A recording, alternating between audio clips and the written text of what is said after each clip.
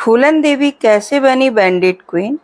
फूलन देवी, जिन्हें bandit queen के नाम से भी जाना जाता है, उनका जीवन भारतीय समाज में संघर्ष और साहस की एक अनोखी कहानी है।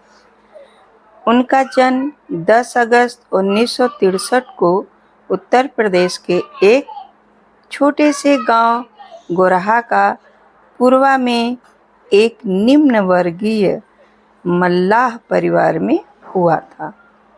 गरीबी और सामाजिक भेदभाव ने उनके जो बचपन था ना, कष्टदायक बना दिया। कम उम्र में ही फूलन देवी की शादी एक अधेड़ उम्र के व्यक्ति से करवा दी गई थी, जो उनके साथ अत्यंत क्रूरता से पेश आता था।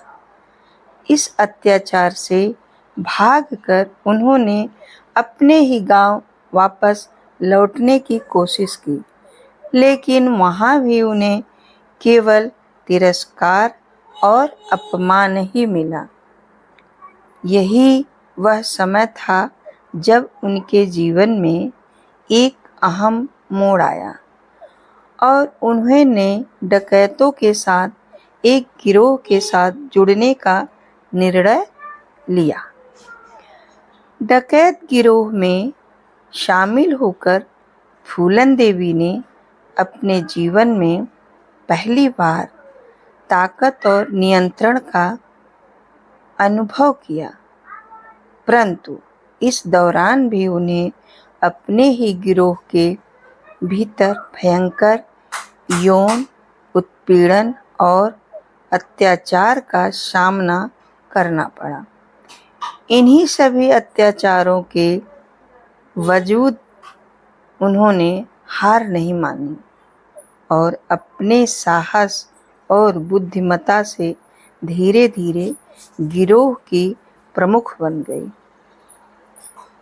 कहते हैं उनकी जिंदगी का सबसे चर्चित और विवादास्पद अध्याय 1981 में बेहमई गांव में हुआ नरसंहार है, जहां उन्होंने अपने साथ हुए यौन उत्पीड़न का बदला लेने के लिए 22 ठाकुरों की हत्या कर दी।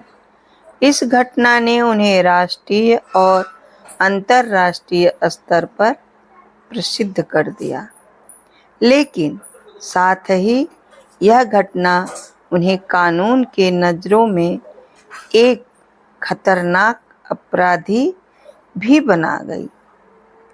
कहते हैं फूलन देवी ने 1983 में आत्मसमर्पण किया और इसके बाद उन्हें 11 साल जेल में बिताने पड़े।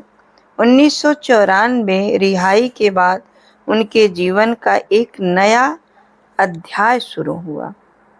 उन्होंने राजनीति में कदम रखा और समाजवादी पार्टी के टिकट पर 1996 में मिर्जापुर से सांसद चुनी गई। सांसद में उन्होंने दलितों, महिलाओं और गरीबों के अधिकारों के लिए जोरदार आवाज उठाई। लेकिन